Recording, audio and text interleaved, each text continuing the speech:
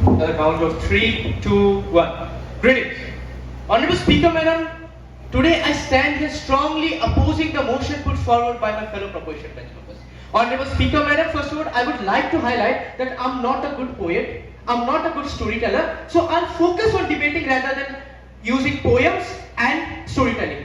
Honorable Speaker Madam, if a chameleon would have been present here, he would have been scared enough by the statements of the proposition bench members, because the statements of the proposition bench members are changing more faster than a chameleon changes his color. It's because when the proposition bench members, one of the proposition bench members highlights that education is not always the most important part, then the other proposition bench members comes here and states that it is the only major sector which is responsible enough.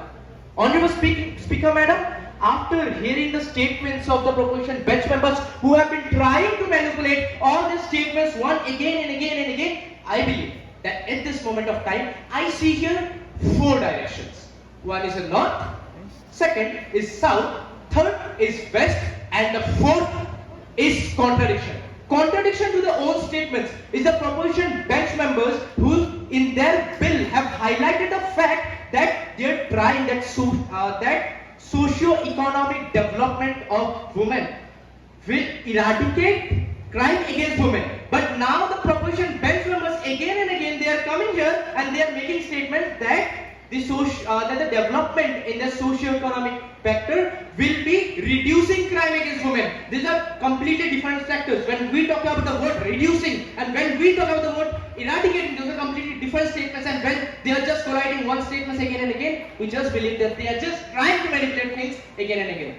Honorable Speaker Madam, one of the proposition bench members came here and mentioned that we believe that the opposition bench members have a disease that they cannot see far ahead. Yes, it's the same proposition bench members who could not see that it's 1 a.m. and it's not good morning, that it's 1 a.m. Also, Honorable Speaker Madam, it's one of the proposition bench members, after dividing their statements into 7 different perspectives, they forgot that after they mentioning that changing the nation, we have to change ourselves. By changing the nation, they also have changed the name of Sardar Vallabhbhai Patel into Sardar Vallabhbhai Patel. Honorable Speaker Madam, now coming to a very important factor that this section is missing, is that when we talk about this part, that improving the socio-economic status of women will eradicate. Now there is a major sector called only.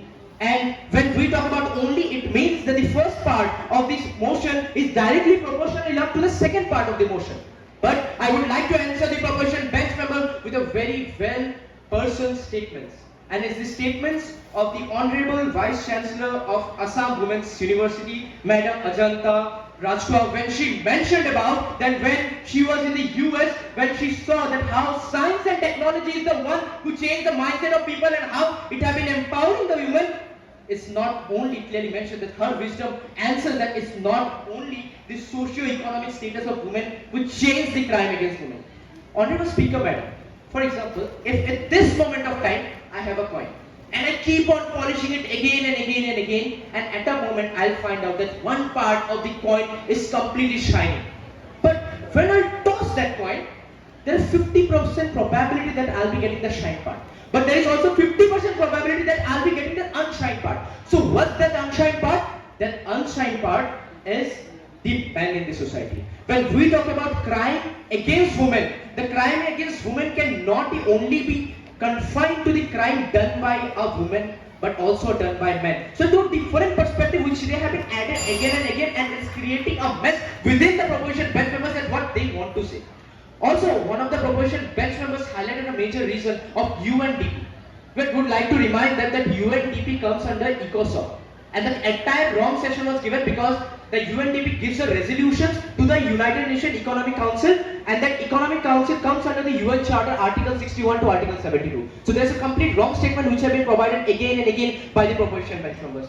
Honorable Speaker Madam, I'll end with this, that in this moment of time that this bill could not pass because of all the amendments which are required, all the wrong statements which have been provided here again and again. And I'll have 2 demands which should be fulfilled enough before we have a proper discussion on this debate. Number one, that we should focus on number one, improving the socio-economic development of the society. Not only socio-economic development of women, because men are also an integral part of the society. And if you only focus on women, will fail a major sector that is more than 50%, and that will even just create a mess. Also, the second part, that the word only should be changed and amended into essential, because only socio-economic development cannot change a particular part. It requires all perspectives of society to change a part. And Honorable Speaker Madam, I'll end my speech not with a poem, not with a statement, but I'll urge the proposition bench members